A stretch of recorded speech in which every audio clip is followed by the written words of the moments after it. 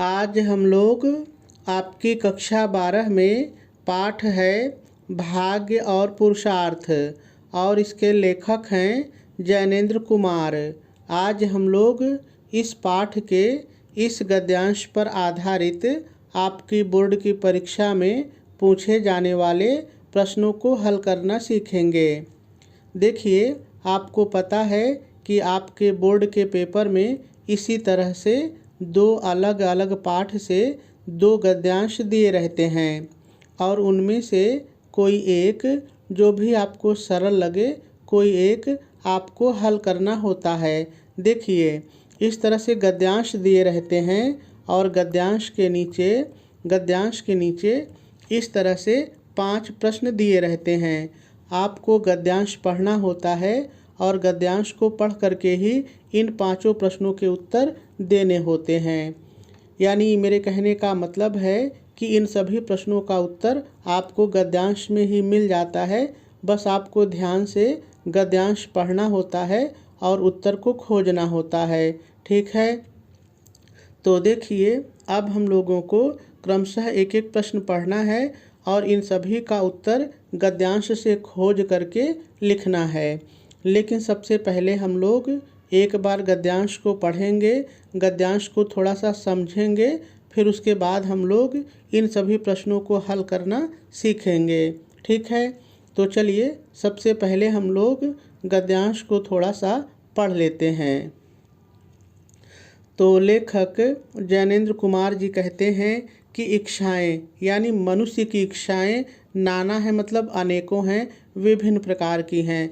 मनुष्य की जो इच्छाएं हैं वो बहुत प्रकार की हैं और नाना विधि हैं और इन इच्छाओं को बढ़ाने की, इन इच्छाओं को और ज़्यादा बढ़ाने की विभिन्न प्रकार की विधियां हैं। और वे मतलब जो इच्छाएं हैं उसे यानी मनुष्य को, और जो इच्छाएं हैं वो मनुष्य को अपनी ओर प्रवृत्त रखती हैं यानी झुकाए रहती हैं। कहने का मतलब है कि जो इच्छाएं हैं, इन इच्छाओं को पूरा करने के लिए जो मनुष्य है वो निरंतर प्रयास करता रहता है, प्रवृत्ति रहता है। तो इससे होता क्या है, जो मनुष्य है उस प्रवृत्ति से वह रह करके थक जाता है।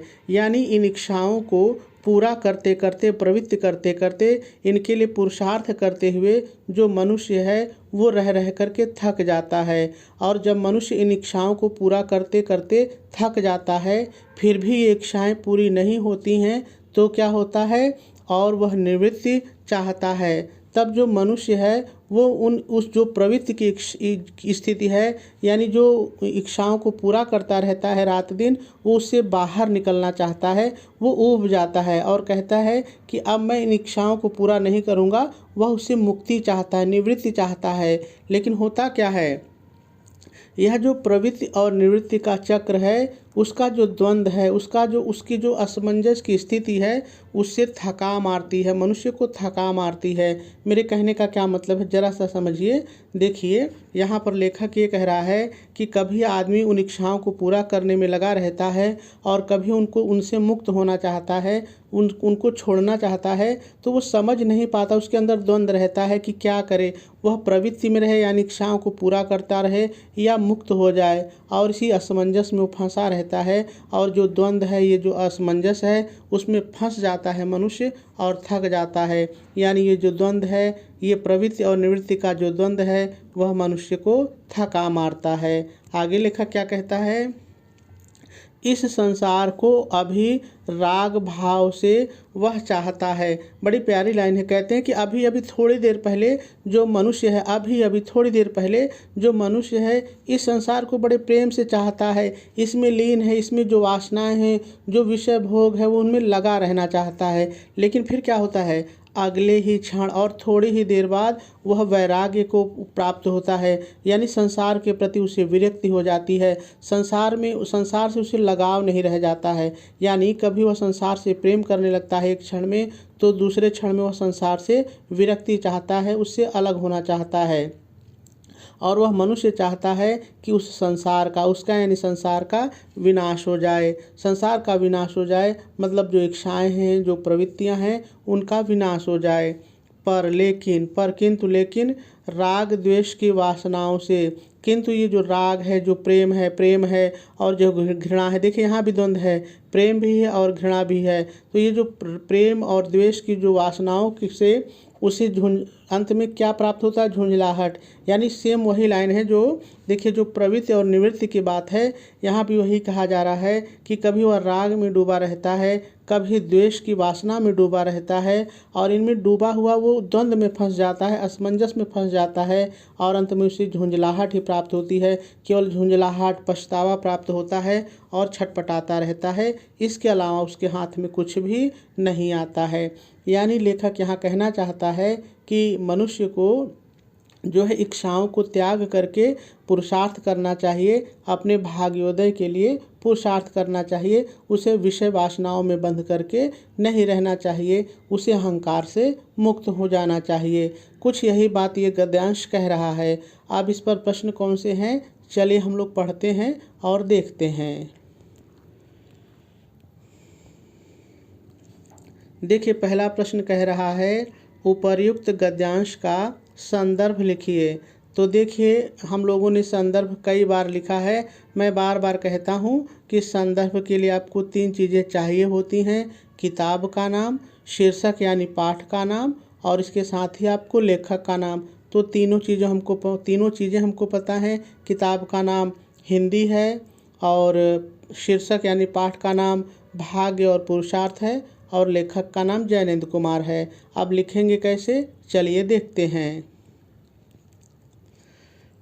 तो देखिए सबसे पहले आप प्रश्नोत्तर नंबर डालेंगे, जो भी होगा पेपर में देख लीजिएगा और डाल लीजिएगा। उसके बाद संकेत डाल करके 2 गद्यांश में से एक गद्यांश जो हल करेंगे उसके शुरू का और डाट करके अंत का थोड़ा सा लिख लेंगे। देखिए इससे होता क्या है कि जो कॉपी जांचने वाला होता है इसको देख करके जान जाता है कि बच्चे ने 2 में से कौन सा एक हल किया है। ठीक है, उसके बाद यहाँ पर उप नंबर डालेंगे। देखिए यहाँ आपका ये मुख्य नंबर हो गया 3। आपको मैं थोड़ा सा गद्यांश पर बता दूँ। देखिए यहाँ पर यहाँ पर प्रश्न रहेगा, ये 3 नंबर का प्रश्न रहेगा और इस गद्यांश के नीचे देखिए यहाँ पर ये उप नंबर दिए गए हैं। तो हल करते समय आप देखिए पेपर में अगर ये रोमन वाले हैं तो रोमन वाले लिखिए, यदि क ख है तो क ख लिखिए, ABCD है तो ABCD लिखिए, जैसा आपका पेपर कहे। ठीक है, तो मैंने यहाँ पर रोमन का अंक लिखा है तो यहाँ पर मैंने रोमन का ही डाला है। तो आप पहला नंबर डालेंगे और संदर्भ लिखेंगे, प्रस्तुत गद्यांश हमारी पाठ्य पुस्तक हिंदी के गद्य खंड में संकलित भाग्य और पुरुषार्थ शीर्षक से उद्धृत है। इसके लेखक जैनेंद्र कुमार जी हैं। पूर्ण विराम लगा देंगे और पहला प्रश्न आपका पूरा हो जाएगा। चलिए अगला प्रश्न पढ़ते हैं। अगला प्रश्न कह रहा है प्रवृत्ति निवृत्ति के चक्र में फंसा मनुष्य क्यों थक जाता है।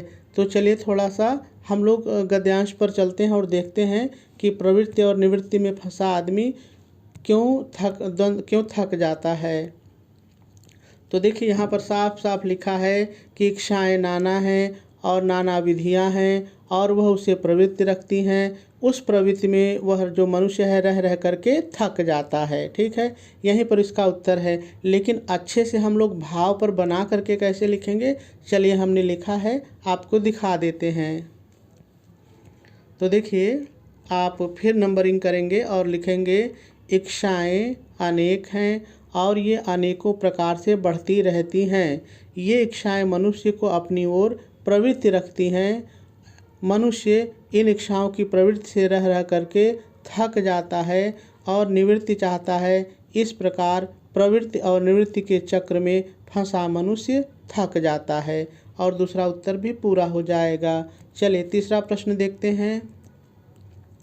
तीसरा प्रश्न आपसे कह रहा है प्रेम और ईर्ष्या की वासनाओं में पड़कर मनुष्य की स्थिति कैसी हो जाती है। तो चलिए हम लोग गद्यांश पर देखते हैं। तो देखिए आप यहाँ पर देखेंगे यहाँ पर लिखा हुआ है कि राग द्वेष की वासनाओं से अंत में झुंझलाहट और छटपटाहट ही उसे हाथ में आती है। लेकिन हम प्रश्न के आधार पर कैसे लिखेंगे, चलिए देखते हैं। देखिए यहाँ पर जो राग था और ईर्ष्या थी वही चीज़ है, थोड़ा सा शब्द बदला है। तो लिखेंगे कैसे, देखिए आप फिर जो है आप नंबरिंग करेंगे, नंबर डालेंगे और लिखेंगे प्रेम और ईर्ष्या जैसा पेपर कहे वही शब्दों का प्रयोग करना है। प्रेम और ईर्ष्या की वासनाओं में पड़कर व्यक्ति झुंझलाहट और छटपटाहट से भर जाता है। ठीक है, और इसका उत्तर भी पूरा हो जाएगा। चलिए चौथा प्रश्न देखते हैं। चौथा प्रश्न कह रहा है कौन सा द्वंद्व व्यक्ति को थका देता है। तो देखिए आपको यहाँ पर एकदम उत्तर साफ साफ दिखाई पड़ रहा है। प्रवृत्ति और निवृत्ति का चक्र उसको द्वंद्व से थका मारता है, थका देता है। प्रश्न कह रहा है थका देता है, तो हम लोग थका देता है लिखेंगे, लेकिन कैसे लिखेंगे देख लीजिए। तो आप नंबरिंग करेंगे और लिखेंगे प्रवृत्ति और निवृत्ति का चक्र व्यक्ति को थका देता है, और इसका उत्तर भी पूरा हो जाएगा। चलिए अगला प्रश्न देखते हैं। अगला प्रश्न आपसे पूछ रहा है रेखांकित अंश की व्याख्या कीजिए। तो चलिए पहले हम एक बार देख लेते हैं कि रेखांकित अंश है कहाँ पर। तो देखिए आपको दिख रहा होगा, यहाँ से रेखा खींची गई है, यहाँ से आपको रेखा दिख रही होगी और यहाँ तक रेखा खींची गई है। इसी की व्याख्या लिखनी है, लेकिन ध्यान रहे पेपर बनाने वाला ये रेखा इधर भी खींच सकता है, कहीं भी वो खींच सकता है, और जहाँ भी वो रेखा खींचेगा उसकी व्याख्या हमको करनी ही पड़ेगी। ऐसे में जब भी आप कोई गद्यांश पढ़िए तो थोड़ा बहुत पूरे गद्यांश की व्याख्या को जाने रहिए, उसके बारे में थोड़ा सा समझे रहिए। देखिए यदि आप थोड़ा बहुत भी जोड़ जाड़ करके लिख देते हैं व्याख्या रेखांकित अंश की, तब भी आपको नंबर मिल जाता है। बहुत आपको घबराना नहीं है, जितना आपको आए अपने से कुछ लाइन उतारिए, कुछ जोड़ जाड़ करके लिख दीजिए। ठीक है, तो मैंने कैसे लिखा है चलिए मैं आपको दिखा देता हूँ। तो देखिए जैसे मैंने आपको बताया है ठीक वैसे ही मैंने लिखा भी है। तो सबसे पहले आप नंबरिंग करेंगे और हेडिंग डालेंगे रेखांकित अंश की व्याख्या, क्योंकि हमारा प्रश्न कह रहा है कि रेखांकित अंश की व्याख्या कीजिए। तो हम हेडिंग बना लेंगे रेखांकित अंश की व्याख्या और डैश डाल करके लिखेंगे प्रस्तुत रेखांकित अंश में लेखक जैनेंद्र कुमार जी कहते हैं कि, देखिए इतना तो मैंने अपनी तरफ से जोड़ करके लिखा है। अब आगे लाइन की व्याख्या है, तो हो जाएगा लेखक जैनेंद्र कुमार जी कहते हैं कि मनुष्य की अनेकों इच्छाएं हैं और ये अनेकों इच्छाएं विभिन्न प्रकार से बढ़ती ही रहती हैं। ये इच्छाएं मनुष्य को अपनी ओर प्रवृत्ति रखती हैं। अब प्रवृत्ति रखती हैं क्या क्या मतलब, आगे देखिए। अर्थात मनुष्य इन इच्छाओं की पूर्ति में निरंतर लगा रहता है और इन्हें पूरा करने के प्रयास में रह रहकर थक जाता है। तब वह इस प्रवृत्ति से, यानी जो इच्छाओं को पूरा करने में लगा रहता है, इस प्रवृत्ति से निवृत्ति अर्थात मुक्त इस प्रवृत्ति से निवृत्ति अर्थात मुक्त होना चाहता है। इस प्रकार इस प्रवृत्ति और निवृत्ति का द्वंद्व मनुष्य को थका देता है। पूर्ण विराम लगा देंगे और आपका अंतिम प्रश्न रेखांकित अंश की व्याख्या भी पूरा हो जाएगा।